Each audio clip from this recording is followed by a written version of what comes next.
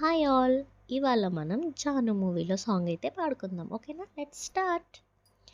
లోలో ఏకాంతం, నా చుట్టూ అల్లిన లోకం నాకే సొంతం అంటున్నా.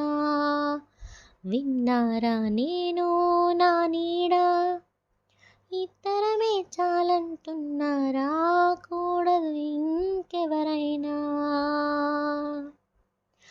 అమ్మఒడిలో మొన్న అందని ఆశలతో నిన్న ఎంతో ఊరిస్తూ ఉంది.